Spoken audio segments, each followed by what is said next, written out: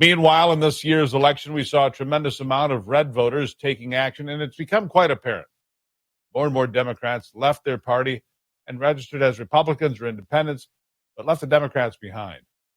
Due to diversity, equity, and inclusion, the disregard for America's safety, and the crumbling economy, the Biden administration's policies proved to be so unpopular that people fled. They're a party that doesn't have a whole lot of common sense anymore. Just look at Julia Rodzinski. Julia Rodzinski is a Democrat strategist, and on CNN, she told him the cold, hard truth. Here it is. I'm going to speak some hard truths to my friends in the Democratic Party. This is not Joe Biden's fault. It's not Kamala Harris's fault. It's not Barack Obama's fault. It is the fault of the Democratic Party in not knowing how to communicate effectively to voters. We are not the party of common sense, which is what the message that voters sent to us. For a number of reasons, we don't know how to speak to voters. When we address Latino, and language has meaning. When we address Latino voters as Latinx, for instance, because that's the politically correct thing to do, it makes them think that we don't even live on the same planet as they do. When we are too afraid to say that, hey, college kids, if you're trashing a campus at Columbia University because you're unhappy about some sort of policy and you're taking over a university, and you're trashing it and preventing other students from learning, that is unacceptable. But we're so worried about alienating one or another cohort in our coalition that we don't know what to say when normal people look at that and say, wait a second, I send my kids to college so they can learn, not so that they can burn buildings and trash lawns, right? And so on and so forth. When we put pronouns after names and say she, her, as opposed to saying, you know what, if I call you by the wrong pronoun, call me out. I'm sorry. I won't do it again. But stop with the virtue signaling and just speak to people like they're normal. There's nothing I'm going to say to Shermichael that I'm not going to say to you, that I'm not going to say to somebody else. I speak the same language to everybody. But that's not what Democrats do. We constantly try to parse out different ways of speaking to different cohorts because our focus groups or our polling shows that so-and-so appeals to such and such. That's not how normal people think. It's not common sense. It is not common sense. She's right. Democrats are not a party of common sense, and it's why we continue to see people from the left say, I've had enough, and join the right side of the conversation. Democrats don't look at the facts that are struggling in the economy due to bad leadership, but the ones that finally opened their eyes, abandoned the Harris-Walz campaign, and voted for Donald Trump in big numbers across just about every single demographic. In fact, Donald Trump improved his position in 49 states and the District of Columbia. The only state he didn't improve in was the state of Washington. Joining me now is Silicon Valley entrepreneur and former Obama-Biden-Harris fundraiser, Allison Wynn. She joins me to discuss why she left the Democrat Party. Allison, thank you for being here. Thanks for having me, Steve. You know, it's remarkable to me to sit here and listen to people on places like The View and have them continue to go on about what's wrong with the Republicans and what's wrong with America. It's not what's wrong with America, is it, Allison? No, it's not. And they actually asked some very practical questions to Kamala Harris. They gave her some softball questions in regards to what she would do differently in the next 4 years. And she just sat there and she looked around and she said, I wouldn't do one thing differently. You know, I see that, you still have your Barack Obama a picture behind you there. I noticed that earlier. I look at it now. And I say, obviously, you still have feelings about John F. Kennedy or LBJ or Barack Obama, the roots of the Democrat Party. But that party, it's not the same party anymore. And it just seems that those that are still clinging to something that's wrong with America, now the Democrat Party, they are just not identified. I mean, they're just in denial, aren't they? They are. And I was one of the first people to call out Joe Biden for being asleep at the wheel. And now we see with Kamala Harris and the rest of the Democrats, they are out of touch, for lack of a better word. I'm not a political strategist, but they just don't get it. They're spending $50 million on concert tickets or, the concerts for Beyonce, Usher, and these people are associates of P. Diddy. Why are they doing this? Why can't they talk to people like normal human beings? One of the biggest, things that really cement the election for me, and I knew that he was going to win, but when he went on Theo Vaughn, and he actually started quizzing Theo Vaughn why he was an addict. Because I keep on saying, well, San Francisco, we have more drug addicts and there are high school students, but we really need to be curious about that as a city, as a state, as a country. Why do we have Yeah. this epidemic in our country? And yes, that includes the border crisis and all these drug dealers and the cartels coming through, flooding our cities, making it so unsafe, violent, and also flooding our streets with drugs and selling it to our kids. But for President Trump to come in there and quiz Theo Vaughn and ask him, it was just like a train spotting moment. I got goosebumps. This is someone who is a builder. He's very curious about regular Americans. Like, why is this Yeah. happening? And so when you're curious, that's the first step to really solving problems.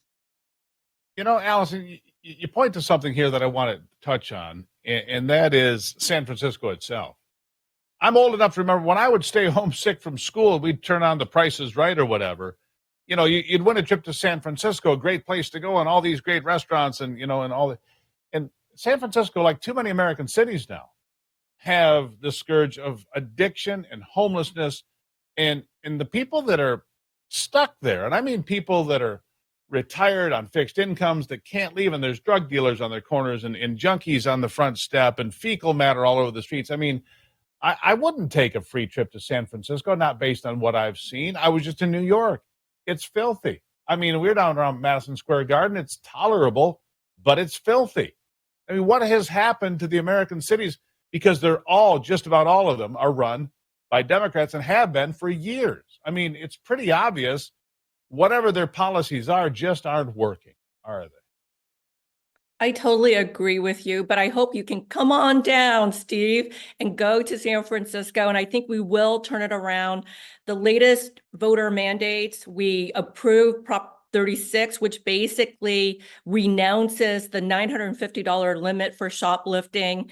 We got rid of George Gascon, and it looks like we're going to recall Pamela Price, Mayor Shen in Oakland. So the people have spoken. I've been an outright critic of these very liberal, Soros-backed district attorneys, politicians.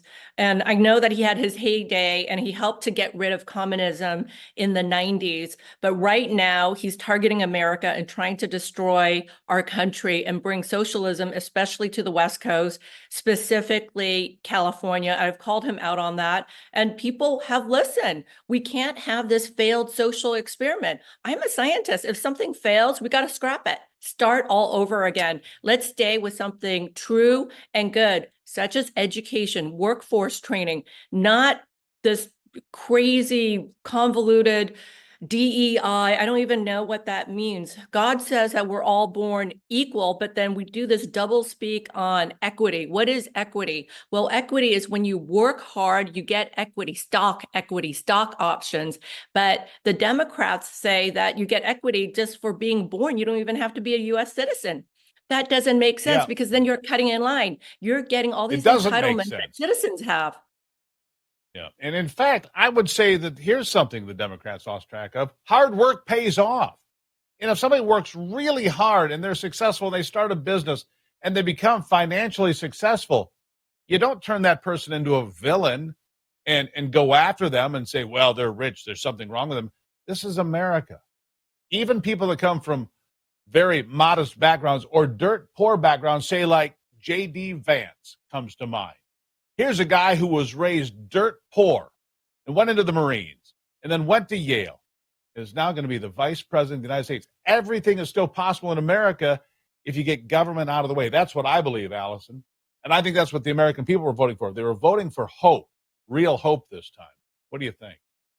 I totally agree. I loved Hillbilly Elegy when it came out. I actually grew up in the hill country in South Central Texas. So I grew up with many of these people. They're very smart, but we just need to get government out of the way. When I was growing up in Texas, I didn't even know that oil and gas came from the United States, or we're sitting on the largest repository of oil. I thought it came from the Middle East.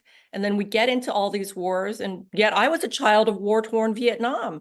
There's just lies pile on top of lies because we're so dependent on these things, yet we invented a lot of the technology. The technology to drill for oil actually was invented by Edwin Drake in Pennsylvania more than 100 years ago. It's just Right. the boring technique to drill through rock oil was what they called it back in the day. We invented the technology to create steel, U.S. Steel, Andrew Carnegie in Pittsburgh, right, to do this open Well, you hearth forgot John D. method. Rockefeller finding all that oil in Pennsylvania. Yeah, he figured out how to get that oil out of the ground and then onto the rail cars, and Carnegie built the steel to build all of these things. That's right. I want to touch on one more Exactly. We thing did all before. this in the United States, yet we're now And giving you know what we U.S. did it steel to with? Japan. Private money. It wasn't government funded. That's the big difference of how we built this country. It was on private money and free enterprise. But I want to ask about one more thing before I let you go here today, and I think it's important. Whether it's Robert De Niro or Cher or Leonardo DiCaprio or the late night host, whatever, nobody cares what they think. And nobody cares what people that play make-believe think when it comes to making critical decisions about their family and their future. And it's pretty obvious the Democrats can't buy the election. In most of the elections, big places, the Republicans were outspent 3-1, 4-1, 5-1, and then sometimes, some cases, more. But you can't. The people aren't buying what you're selling. It doesn't matter how many times you try to show it to them and say, here it is, here it is, here it is. They're like, no, that's not what we want. I'll give you the last word. Well, I love that. Well, that's what I said. The Dems are out of touch. They're trying to buy the votes by giving them free concert tickets to all these celebrities, name dropping, well, Oprah and Whoopi Goldberg and The View. But when they actually have a chance to speak on TV, what would you do differently in the next 4 years? I can't think of one thing.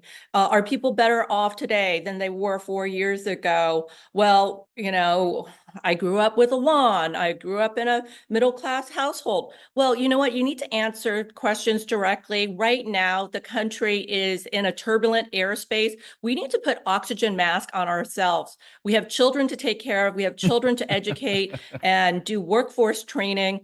We're on the brink of all these wars. We need a strong president, with a proven track record that during his administration, there were no wars under Donald Trump. And that's one of the reasons why I'm supporting Donald Trump. And I think he's going to be a great president for the next 4 years. I like it. A chicken in every pot and an oxygen mask for every citizen. I like it. Allison Wynn, good conversation. Thank you for being here. You come back anytime. Thank you, Steve.